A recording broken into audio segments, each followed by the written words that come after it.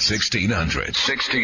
WWRL. New York. An Access One communications radio station.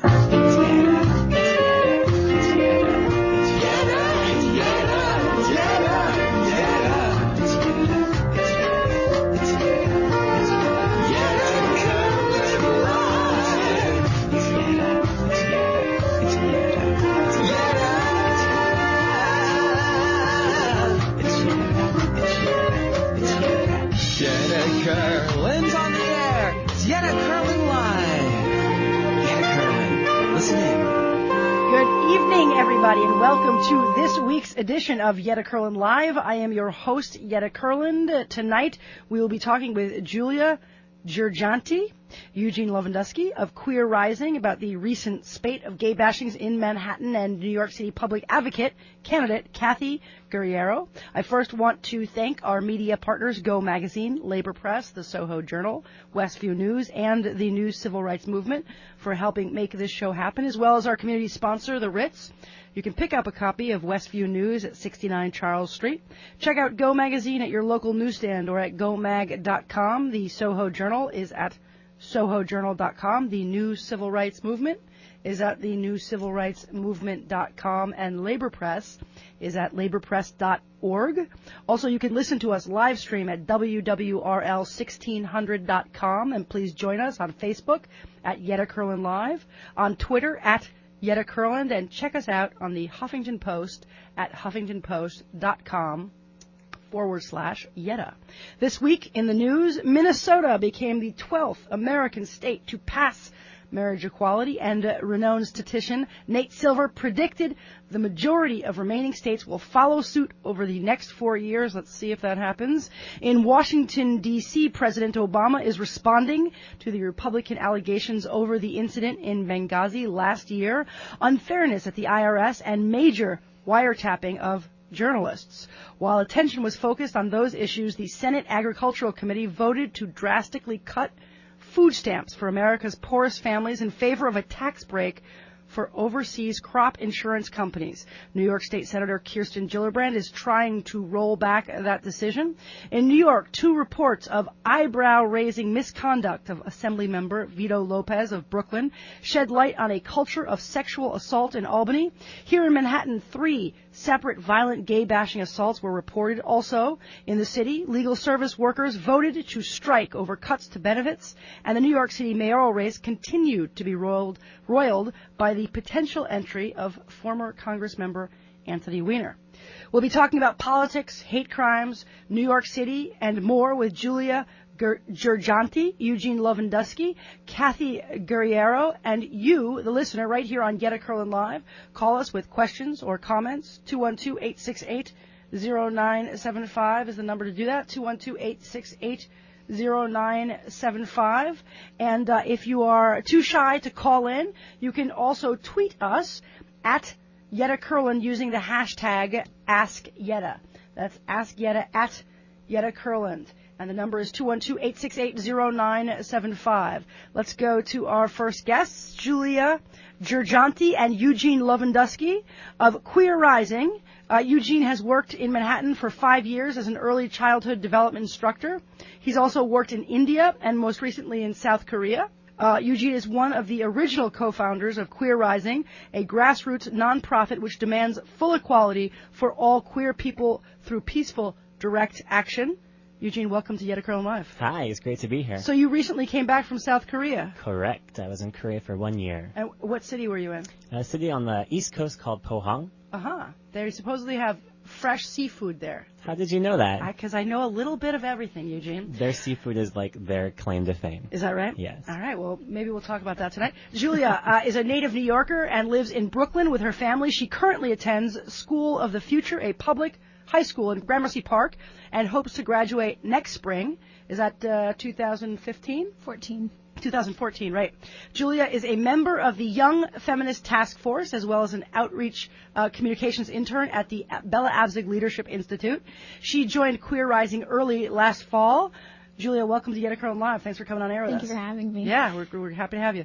Both Eugene and Giulia have been involved in organizing community response to the recent gay bashings that have happened in Manhattan. I'm delighted to bring them on air tonight on Yetta Kurland Live to talk about this and more. If you've got questions for Eugene or Giulia, please call in now at 212-868-0975. Again, that number is 212-868-0975. You can also tweet your questions at Yetta Kurland using the hashtag AskYetta. So let's get started. Eugene, tell us about Queer Rising. When did it get started? Why did it get started? And where is it today? Well, Queer Rising is the only nonprofit grassroots organization that demands direct action for queer people in response to pro and anti-gay news. And it started in late 2009 when, if you remember that time, New York didn't have marriage. I can't. When was that? I can't remember. Well, it was disastrous and devastating, and myself and a handful of queer and straight allies said, enough is enough. You can only do so much when you rally and when you send postcards and mailings and phone calls to your elected officials. It's time for there to be a civil disobedience component in New York. Because, you guys clogged up the courtrooms on many occasions. You clogged up streets on many occasions. You were kind of a shot in the arm, a direct response to some of the issues facing New Yorkers back in 2009. But we should remind ourselves that the LGBTQ New Yorkers still do not have full equality, even in relation to marriage equality. Isn't that right? Correct. And are you guys involved in a national efforts to repeal DOMA on a federal level? Sure. Well, we got back in 2011, 2012, we were working very hard, and we got marriage passed, we feel, with a large contribution, Queer Rising had a large contribution to that because of pressure. And so, yeah, now we are looking at the federal stage. What is the judicial reaction going to be with the decision? How can New York assist in other out-of-state marriage battles? We can team up with organizations like Marriage Equality USA for their flyering door-to-door and with phone calls. And so, yeah, we still always have an eye on the federal scene. And an important coalition in the LGBTQ community. Giulia, how did you get involved in Queer Rising? I heard about it, I guess, through word of mouth, and as sort of a young queer activist, I was really interested in just finding a way to get involved, and so, I started going to the meetings. So you're in high school now? I am in high school, yes. Are there other high school members? I understand you're a member of the Young Feminist Task Force. Is there an LGBT or gay-straight alliance at your high school as well? Yeah, there's a gay-straight alliance at my high school. I was part of it freshman year, mostly. I haven't been as active with it lately, but there's a gay-straight alliance, and in Queer Rising, I think we have 4 high school members, including myself. That's awesome. That's really, really awesome. And it's also awesome that there are young feminist task forces. Sometimes we think that feminism no longer exists in this world. Eugene, is feminism a part of Queer Rising? And do you guys think, are you guys just working on LGBTQ issues, or do you look at broader issues as well? We like to look at almost every issue that is underrepresented. Everyone is welcome at our table. Well, and to that end, the bias crime unfortunately touches so many of us, women, communities of color, members of the LGBTQ community. Tell us a little bit about these recent incidents that have led you to the rally that's happening tomorrow evening, correct? Tomorrow. Tomorrow. Well, Queer Rising tends to be as reactive and proactive as they can be. And in times like these, and I really hate that expression, in times like these, because I feel like it's used for banking failures and national disasters. But in the queer community, times like these means bashings or, unfortunately, killings. And it is moments in our history since the dawn of man and woman that we respond as a community and we mobilize our base. And we saw one too many bashings this past week, and it was one too many, so one is okay. Oh, no. What are we saying here, Don't Eugene? misquote me, Yetta. It's time to react and mobilize again. Yeah. Well, and I guess this question is to Giulia. How old are you, Giulia? I'm 16. 16, okay. Eugene, how old are you? No, I'm sorry. A lady never tells. Exactly. Well, I know. But I guess like when I started hearing these reports, I posted, like, it was both heartbreaking but also kind of infuriating that in 2013 that we're still dealing with this stuff. And also it was, like, in Chelsea in the West Village, and it's like, I don't necessarily think that there is a gay district necessarily, but people often refer to the 3rd district as the gay district. There's certainly a large LGBT population, right? Like, is it surprising to you and to your generation that this kind of stuff is still happening? I mean, it's definitely heartbreaking that, we still have to face this. Last summer there was a pretty brutal killing of a young lesbian couple in Texas, and Queerizing within a week of hearing that. It was right after Pride, and we held a vigil for the lesbian couple. We held a vigil in Union Square, and that sort of, we opened it up because, crowds started gathering, and we opened it up for a speak out of just people to share their experience with violence, share their experience with hate crimes, and so many people just started stepping forward and sharing their stories. And it's incredible that even, here in New York City, liberal New York, like, people still experience this. They still experience this hate. They still experience this homophobia. And I guess awful. It's not okay that this happens in Texas, and I guess, like, homophobia is homophobia, but it is really surprising to me that like you said, it was two. I think what you meant to say was it was too many, or three too many. So have we moved forward in terms of ending violence directed towards the LGBT community? Are we moving backwards? Where are we in this struggle? And it's interesting because here we are fighting for things like marriage equality, yet, when we hear these stories, it touches us because we think it could have been us, right? Mm-hmm. I mean, I'm luckily I can pass, so people don't usually know I'm a member of the LGBT community. That is my joke. Is that a joke? Yes, probably doesn't I am translate looking at well you on right radio, now. but I think you can appreciate the humor of that. Have we moved forward? Do we still have a ways to go, and why is this happening? Well, it's funny you should bring this up because I was just having a conversation with a former supervisor of mine, and he is what I want to say. He's crumpling himself into a ball kind of reaction. I'm tired of this. Why are we labeling? Why are we still getting hit? I dream of the day where we don't have labels. And I said to him, you can be a wisher, but I'm going to be a doer. And we are in New York, and yes, we're a bit more, I don't want to say the word complacent, but then things like this happen on our streets, and it shakes us up. And we remember that even though we are queer people in New York, we are just as vulnerable as anyone else on the globe. Now, myself, as a white man, I don't feel as vulnerable as, say, the women of color or the trans community. And so we can't turn our eyes away from everyone who is under this queer umbrella. And we are not safe until we're all safe. Well said. You are listening to Eugene Lovendusky and Giulia Girgenti, both from Queer Rising here on WWRL 1600 Equality Pride Radio. Call in with questions or comments. 212-868-0975 is the number to do so. 212-868-0975. Guys, let's talk about what's happening tomorrow. Giulia, what's happening Thursday? How did it come about? Where can people go? How can they learn about it? Tell us about this rally that's happening. All right. So, Queer Rising has organized a rally in coalition with, I believe, the Anti-Violence Project and Center for Anti-Violence Education. We're holding the rally in front of Madison Square Garden on 33rd Street and 7th Avenue. And we're holding it tomorrow because there's going to be a Knicks game. So we're hoping to get a lot of foot traffic, people going in to the stadium. Well, one of the incidents dealt with folks who were going Exactly. So I believe the first one, May 5th, with Nick Porto and Kevin Atkins. They were a gay couple walking down the street, and they were assaulted by Knicks fans that were leaving a game on the eve of May 5th.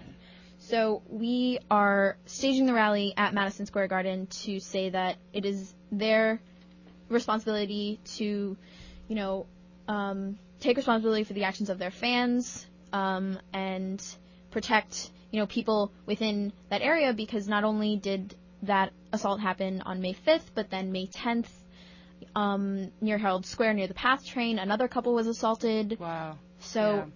we picked this area very specifically because we have a very specific target. Yeah. I mean, there's a lot of transients. I mean, like, it's an interesting area, right? Because, like you said, there's Penn Station, there's Madison Square Garden. There's a lot of movement, which creates a certain level of anonymity, which allows, I think, it creates more of an environment. Not that that excuses gay bashing or homophobia, but it kind of lends itself to that. And let me ask you another question. You know, recently in the news, there's been a lot of talk about major sports athletes, and specifically men, coming out as gay. Do you think that the sports community, the athletic community, is more prone to being homophobic? Do you think that we've moved on that? Is that a stereotype that's not true? Well, I want to piggyback off of something Giulia just said in response to why we are at the Knicks game, and that is because the May 5th attack is still looking for suspects. Right.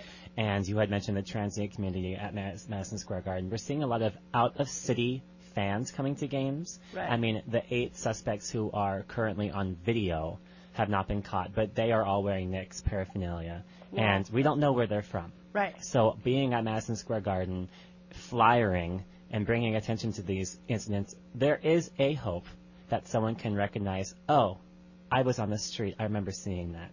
Now, your original question leading into this, was about homophobia in sports. And when I found out the attack was at a Knicks game, I put my mind in the attacker. I'm not trying to make excuses for them, but I think a little bit of the heteronormative world, specifically the sports world, and young men are getting shaken up because and they are basketball, obviously. Precisely, they are seeing Jason Collins, right, a pro athlete, coming out.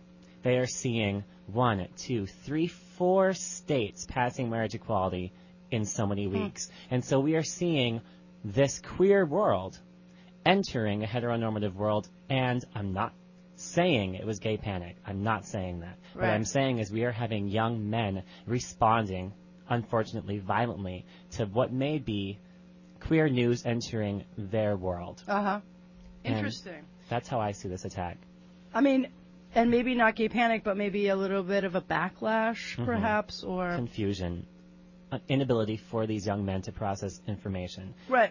Well, Giulia, and there's some, I'm going to misquote the statistic, for which I apologize, but there's something about violence against women skyrockets after, like, the Super Bowl or after sports events. If you heard, that's the statistic. I haven't heard this. Yeah, so, but I actually think that these folks who are coming out in sports, it shows a kind of very powerful masculinity and a kind of sensitivity that I think is really tremendous, and hopefully can be an inspiration for the next generation of men, or maybe more men, at least in this generation than the generation before them. So, all right, well, let's go to our first caller. We're going to go to Alex from Manhattan. Alex, welcome to Yetta Kurland Live. You're on the air. Hi, everyone. Hey. Hey. Hi. I just, had a question regarding the recent incident with regard to gay bashing, and specifically towards the incident where it happened outside the Madison Square Garden. If since the police have had much success in capturing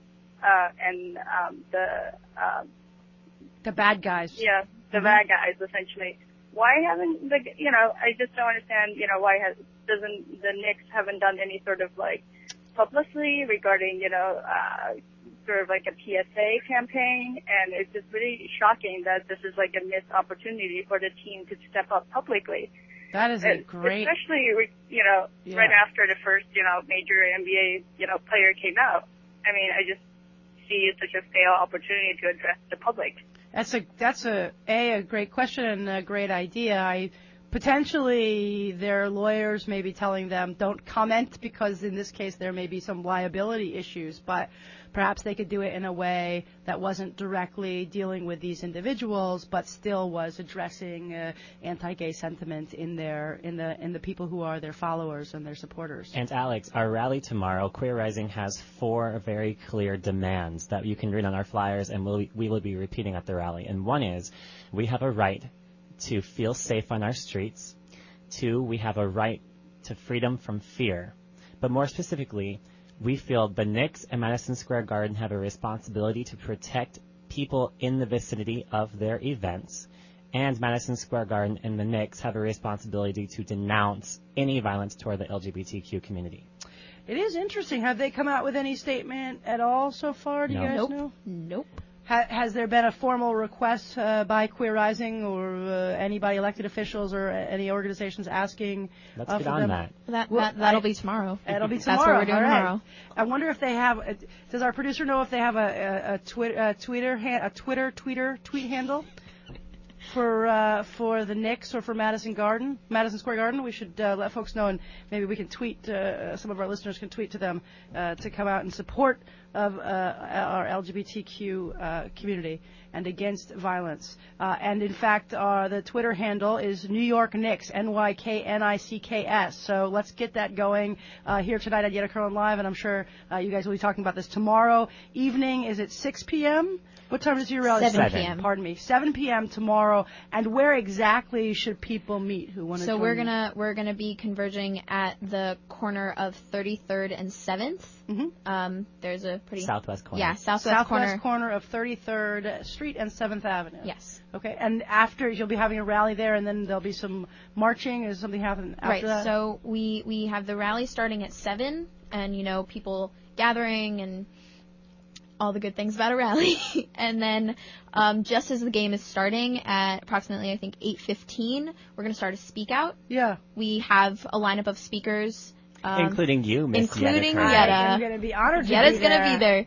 And maybe somebody from the New York Knicks will join us. You never know. Or from Madison Square Garden. Maybe So our they'll step out of listeners the game. should tweet to NY Knicks, at NY Knicks, invite them to the rally. We want to see them as our partners fighting against the homophobia and gay bashing. And that's tomorrow, Thursday at 7 p.m. on the southwest corner of 33rd Street and 7th Avenue. Yeah, and then after the speak out, we're going to have a short march through Chelsea, just to hand out more flyers and get more attention around this. That will be going south down 8th Avenue all the way to Jackson Square Park. Yes. One of the many things that I love about Queer Rising is your incredible and creative ability to respond to incidents like this. I feel like you are on the forefront of being able to address violence in a positive way that hopefully changes people and compares and contrasts and helps people understand the deeply painful effects of violence. And obviously, it's not like you guys get to plan for weeks or months for this stuff. It just kind of happens. You don't know about it in advance, obviously.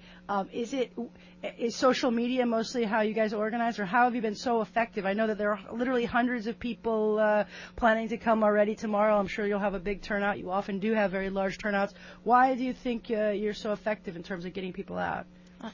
Go ahead. I mean, the Facebook event, I think, went up Monday.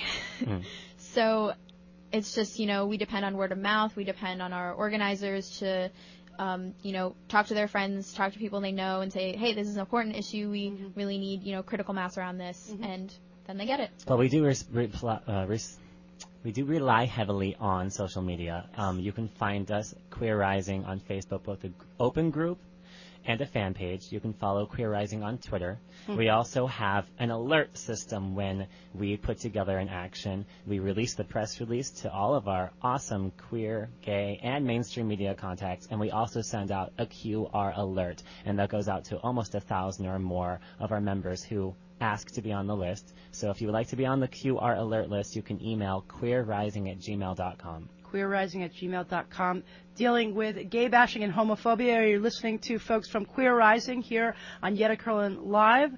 Call in with questions or comments, or go ahead and tweet us at Yetta Kurland, #AskYetta. We have a bunch of callers, so let's try to get to their next one. We're going to go to David from the Bronx. David, welcome to Yetta Kurland Live. You're on the air. Hi, Yetta. Hi. I actually know you, but you don't know me. Okay. I'm not sure if I know Giulia or not. David Wallace. Hi, David. Hi. Hi. Hey. The reason I'm calling is because I kind of just wanted to get out there that this is not as new a situation with Madison Square Garden as people think. About 6 months ago, at about 10:30 at night, I was walking down 8th Avenue past Madison Square Garden. I turned onto 31st Street, and the next thing I knew, I was face down on the sidewalk with 3 guys beating me up. When was that, David? That was beginning of October, end of September? I could find out the exact date for you. I could track it down. This is 2012, so a little bit, maybe a half a year ago or so. Before the Collins stuff, about 6 months ago, before Collins had come out. So it was 10:30 at night. It was right when Madison Square Garden was letting out, and truthfully, I never even reported it to AVP because I kept telling myself it could have just been a mug shot. Right. Interesting. I didn't want to face the fact that I had been gay-bashed. I didn't want to think about the fact that people would try to hurt me because of who I am. What? And it makes sense to say this was a mug. But they didn't take anything. I had my wallet and my phone when it was over. So it's a very powerful comment. Thank you for calling up and sharing that with us on Yetta Kurland Live. Thank you for your time. And it raises a good point, which is, we do want to deny this. And I had a question I wanted to ask, I think, Giulia, actually, because thinking about you in a school setting, and what are the layers, what are the gradations of bias, crime, and bias towards people. Sometimes people look at us a certain way. Sometimes an incident happens to us and we wonder if it wasn't because we were lesbian, gay, bisexual, or transgendered. Sometimes we're bullied in school, or sometimes, God forbid, things like what David is talking about, what others are going through, happens to us that are violent crimes that are committed against us. Is bullying gay bashing? And when do we say this is right or this is wrong? I guess people have a right to determine, whether they approve or disapprove of whatever differences, right? Yeah, I guess, For young kids that are experiencing bullying, sometimes it's very, hard for them to bridge that gap, towards actual oppressive behavior where it's like, okay, this is happening because I'm queer or because I'm a person of color or whatever. It's sometimes it's dismissed as, rowdy childhood behavior, but it's actually, very not okay.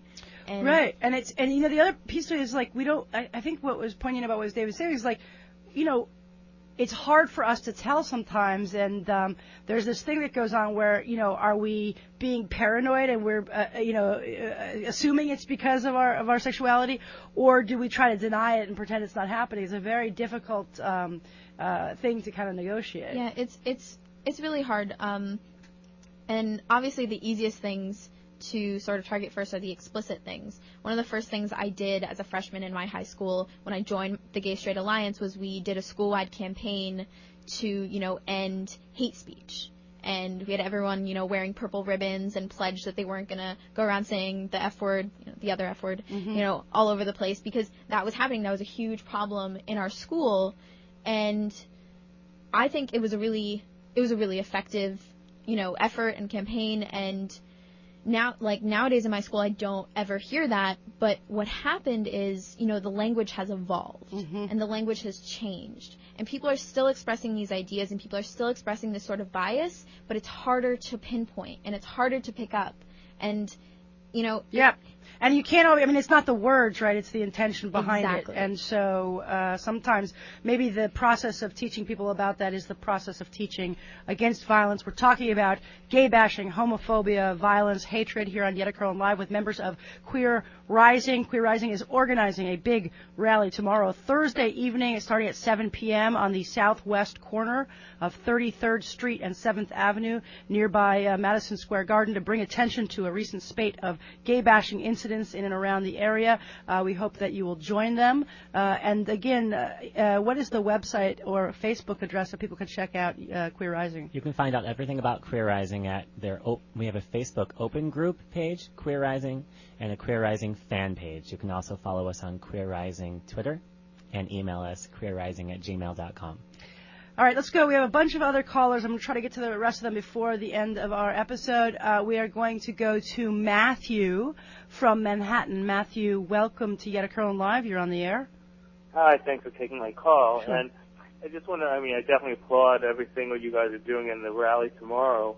My question is, what effort, if any, is being made to kind of reach out and build a coalition and build bridges with other minority groups and other groups that are frequently victimized by bashing incidents to help in this fight against gay bashing and homophobia?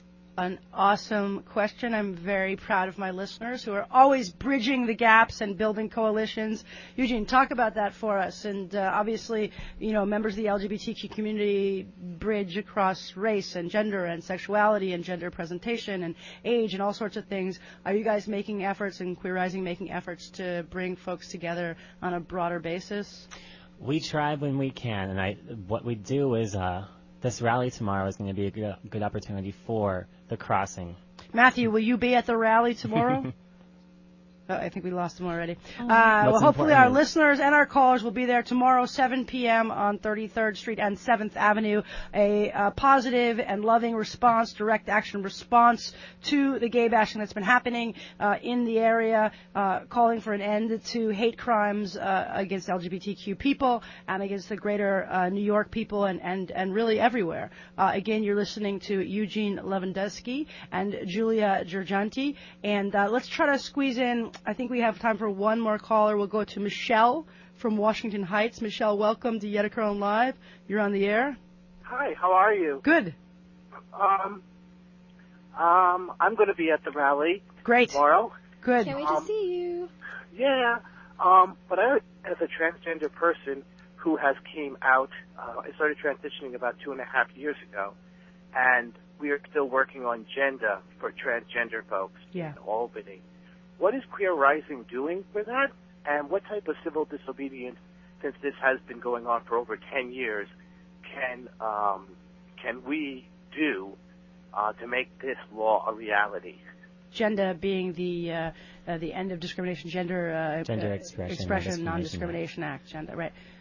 Gender is, I feel, the New York version of what the federal ENDA is. I could be wrong there. That's right, unless ENDA excludes transgender if they people. decide to drop the G on the federal ENDA. Right. So gender needs to happen, and I feel like that is the next thing on Queer Rising's table. We have lots of things. It's on like your to agenda. Focus on. Gender is on your agenda. Gender's on our agenda. I'm sure I'm the first person who made that joke. I am going to try to squeeze in one last person. Jacob from Hell's Kitchen. I know we have a lot of other callers, for which I apologize, but we're going to get one more. Jacob from Hell's Kitchen. Jacob, welcome to Yetta Kurland Live. You're on the air. Hi, glad to be on the air. Yetta? Yes. So I live in Hell's Kitchen, and these attacks do kind of worry me. I live here with my husband, and we like to walk through the streets without being molested and being attacked. Seems like a reasonable desire and expectation. Do you have any idea why these attacks? It feels like these attacks are just increasing now, and do you have any idea why that might be? Yeah, I mean, what is also interesting, Jacob, is that I often notice when they're being reported in the press that it's one and then the next and then the next. It seems to happen in twos and threes. I often wonder if there's something that kind of spurs those attacks, or if that people start writing about it. Like one of our callers talked about his own experience being gay bashed in front of Madison Square Garden 6 months ago. I tend to think that the reporting of these crimes don't happen as much as the crimes themselves happen, and that's not necessarily to say that the press isn't covering it. Oftentimes we within the community aren't necessarily reporting it. But Jacob, what I would say is, if anyone listening or for people who have friends who talk about experiences where they are gay bashed, certainly folks should report that. They should report that to the police, but also I think someone on the show tonight talked about AVP, the Anti-Violence Project, has a hotline where they can call in, where folks can call in to report these incidents, and I think that that's also important, not only to get the relief, the protection in the immediate when these crimes are happening, but I also think it's important so that we do start cataloging the statistics so that we see just how widespread this is. And Jacob, one last question for you before we let you go. Are you going to be at the rally tomorrow evening? I'll try to make it. I do work late, but I will try to make it where I can. Great, and bring your husband with you. And thanks for calling in. All right, we are going to take a short break. Let's give one more plug for ways to get in touch with Queer Rising and the rally tomorrow, Thursday at 7 p.m. at the southwest corner of 33rd Street and 7th Avenue. And Eugene, where can people go to check out Queer Rising on the interweb? Queer Rising fan page on Facebook, Queer Rising open group on Facebook, Queer Rising Twitter handle, and queerrising@gmail.com. Awesome. Giulia and Eugene, thank you so much for all the work that you're doing. Thanks for coming on the show tonight for us, and we'll see you tomorrow night on 33rd Street and 7th Avenue. We're going to take a short break, and we will be back soon. Bye. Thank you.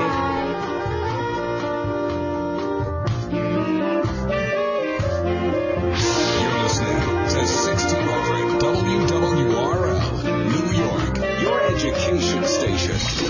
Spreading the word. I believe that gay couples deserve the same legal rights as every other couple in this country. Equality Pride Radio, 10 p.m. to 12 midnight on AM 1600 WWRL.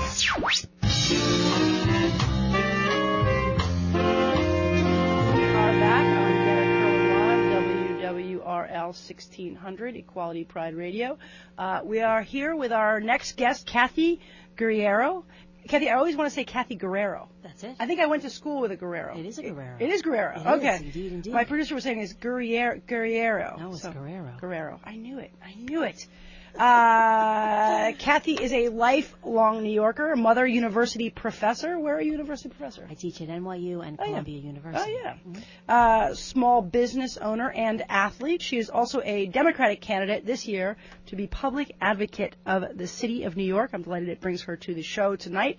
If you've got questions or comments for the candidate for public advocate, Cathy Guerriero, please call in now with 212-868-0975. Again, that number is 212-868-0975. You can also tweet your questions if you're too shy to call at Yetta Kurland using the hashtag AskYetta.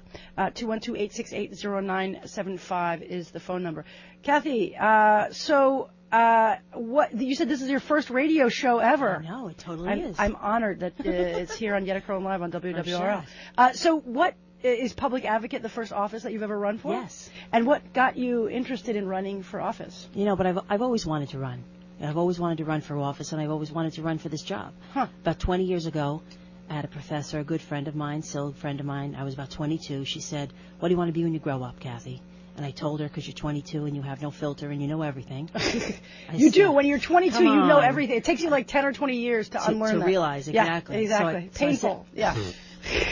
I am painful, yes. And I said to her, well, I want to run the city.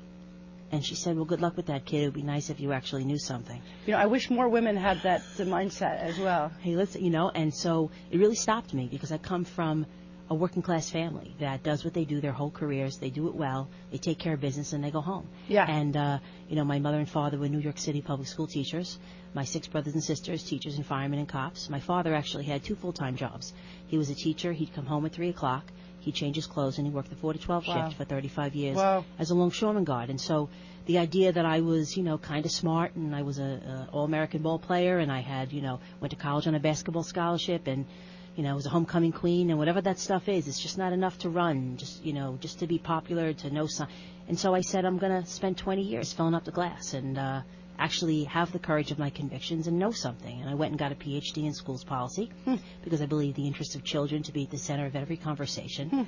I worked for 10 years for the Archdiocese of New York. Yeah. I was the director of planning and the director of the papal visit. I say it was my job to get 400,000 Catholics and a pope in and out of the city in 3 days. Wow. And I've always Was that before or after 9/11? After 9/11, this was 2008. Wow. And so, and now that I is run. quite a feat. It was. Yeah. But so now I run, and I run for the only office I've ever wanted. I don't run with an exit strategy. I don't run with a plan B. I run because this is the job. This is the thing that I'm good at. This is a voice, as you know, the public advocate. Listen, next year is going to be the crucible of New York City government. We're going to have a new mayor, a new controller, a new advocate, a huge amount of the city council out on term limits. 4 of the 5 borough presidents out on term limits. It's going to be the Wild West. Yeah, it's an opportunity, right? It's more than an opportunity. It's what steps into the vacuum after 12 years of this mayor. This is not a kingdom. Yeah. I never elected a king of New York. And so what steps in the gap and the vacuum from what comes next is very important. The working class, the working poor, the middle class have been excised from the conversations of power. And we have to step in and say, these are the voices unheard, and this is the rest of the story. You've missed it. We haven't. I represent, in part, the reason why I exist is because of this working class New York City population that says, and now's our time.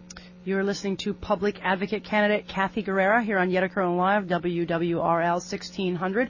Call in with questions or comments, 212-868-0975. 0975, or tweet us at Yetta Kurland with the hashtag AskYetta. So what specifically do you think is important in a public advocate? What do you see yourself doing as the next public advocate? Right. So there's a few issues that we're going to key in on. The first is the union rank and file. I don't have to tell you that the next mayor is going to walk in the door, and the following day the unions are going to line up and look for their contracts because they haven't been negotiated in good faith. Not a single city contract in effect currently. All contracts have expired. They're all lined up, and I wouldn't negotiate with anybody either this year if I were them. And so they're going to line up, and the next mayor who's going to get into office on the backs of the rank and file has to make sure that he has the courage of his convictions, him or her. And the next public advocate has to hold his feet to the fire and say, this is how you got in. These union rank and file who built this city have to be held harmless. Listen, this is personal to me. This is my family. The great lie of the American century is that these unions broke the municipality. They didn't. They built us. And they have to be held harmless. And that's why I'm very proud that in this first case, we have the most union endorsements of any candidate in my race. Why do you? Oh, is that right? That's fantastic. Yeah. And why is it, do you think, that the public, not always, and perhaps not even the majority, but there is a strong minority of opinion that it's the union workers who are causing the fiscal difficulties in this city, and that unions are the problem for a lot of the problems that we're seeing in the city financially. Yeah. I think it mostly comes from a place of people not really understanding the rubrics. I think that, we end up spending more money for work done by non-union workers badly. We have to pay for that 2 and 3 times over. Right. So I don't know what numbers they're coming up with, but it's certainly a set of numbers that are framed from people who've never stood a post for a union job in their lives. Right. And the numbers bear this out. But another issue that we're going to also focus on, and like I said, I'm very proud of that union story. That's the unions in New York City that are wrapping themselves around my candidacy, are the schools. This is what I'm good at. This is what I'm expert in. My expertise is in children, in and outside of the classroom. And I tell you this unequivocally, the mayoral control of New York City public schools has been a 12-year experiment in failure. Those kids that walked in 2002 under mayoral control are now starting it as kindergartners and now graduating high school. That's one turn of the wheel. And so that experiment of that generation, I ask New Yorkers now, are they learning at higher levels? Are they more literate? Are they going to college at higher levels? Are they getting jobs at higher levels? The answers are an unequivocal no, but more to the point, what I also don't know is I don't know how bad it is because I don't control the data.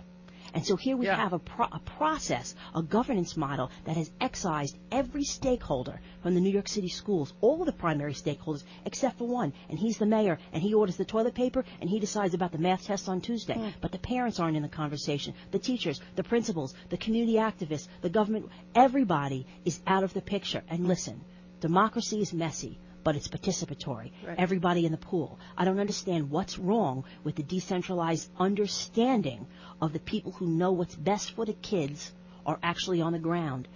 Furthermore, what mayoral control has done is further entrench this disdain, this colossal disdain for teachers and principals. When did that happen? Yeah. I mean, it's personal for me, it's my family, but when did that happen? When these learned, expert teachers and principals, educators, when did they become the sole and complete problem? It's too easy of a solution, and it's in fact wrong. It's interesting. I lived in I've been an educator for a long time myself, and I lived in South Korea and was a professor at a university there. And I have to tell you, the way that the students in my university in South Korea treated me, they would bring me presents, they would thank me, their parents would thank me. There was such a level of respect for educators and education.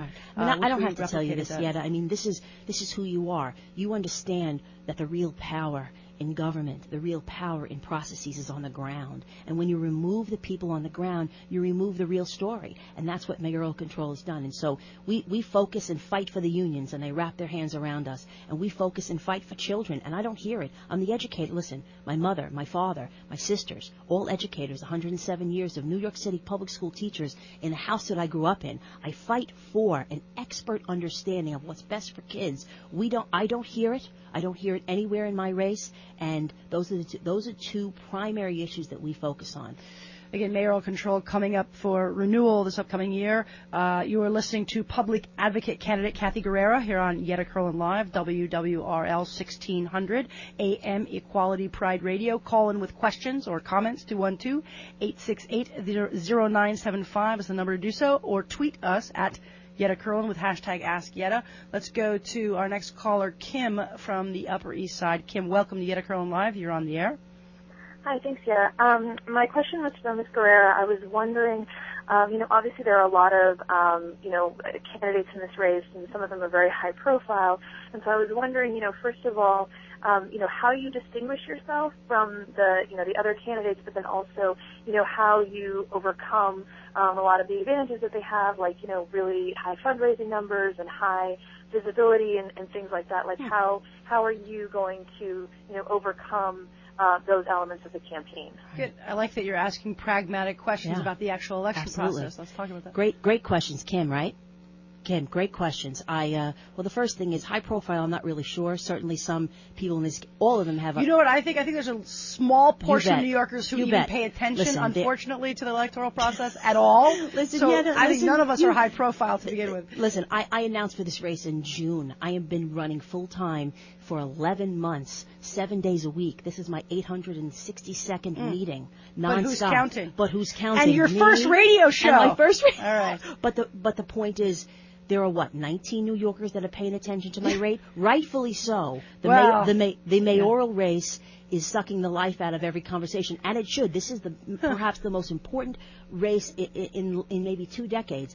I get it. So the 19 New Yorkers that are paying attention to my race, they know my name as much as the others. Certainly some have a slightly higher, more profile than me. But to the other advantages, whether it be higher fundraising, for sure, let me be clear. There's a dual narrative in the city. There's a dual narrative, and the first narrative says that your big money or your big profile somehow gets you a pass and gets you into some place or space of power. The second narrative, which is mine, and the reason why I even exist, is that there has been a working class excised from power, and they say unequivocally, your money and your story of circumcised power somehow gets you in. Well, I can't be bought. My vote can't be bought, says the working class of New York, and they are wrapping their hands and themselves around this candidacy. I am very proud, and I could not be more confident. You don't get these many unions. You don't get these many endorsements, and I have beyond union endorsements coming down the pike, and many that we've laid out already from the faith-based community around the city in many different faiths. You don't get the real advocates in New York City to say, yes, she's the one, without understanding that those are the players who are coming to bat in this next election. Certainly, that's a good point. I do want to get down to some of the nuts and bolts of the election, but we got a question on Twitter. Speaking of faith-based, does she agree with church on LGBT rights? So I'm assuming they're asking, what's your position on LGBT rights, and do you you're Catholic? Yes. Yeah. Do you agree with the church's position on LGBT rights? I would say the answer is probably no. I mean, the answer is a no. I think that the LGBT community should have the full slate of rights that is afforded to any marriage. That's very simple. To me, it's a civil right. The full slate of anything that you would want is the same thing I would want. And to my mind, there isn't a difference. It's just a simple answer. And also, what about your position on choice? I think the Catholic Church does not support choice. I believe, again, unequivocally, that Roe v. Wade is the law of the land. Right. And you run for office, you step your foot into the public square, and you must demand of yourself to engage that full slate of rights to its fullest capacity. And that, too, is what I do. And that's, probably where I separate from the church that I'm very proud to be a part of. Right. I kind of like a JFK-esque... or a Mario Cuomo. And how did you deal with those differences when you worked at the church? They didn't really come up. Yeah. I did my job. I did my job there's a real well. tradition of Catholic workers. There's a real strong tradition of the social justice work, the Catholic charitable work. Catholic charities, in New York City and beyond, in part built this country. I mean, these faith-based institutions of all kinds, the United Jewish Federation, United Protestant Welfare Association, Catholic Charities, these are the organizations that stand in the gap, that are embedded in their communities and do the work really, really well. And I'm actually very very well informed by the work they do, and I think they should be allowed to do their work and have government get out of the way. And as said, that deeply understanding of the separation between church and state, which I think as we move more and more into this day and age, unfortunately, some of those distinctions are blurred all too often. Let's go to our next caller. We're going to go to Jane from Lower Manhattan. Jane, welcome to Yetta Kurland Live. You're on the air. Hi, how are you? Good. How are you? Hi, Jane. Great. So I had a question. I'm sure, as you know, there's been more than 18 carriage horse accidents in the past 2 years, and just last week, an organization called NICLAS had a mayoral forum on animal rights that was hugely attended by all the mayoral candidates.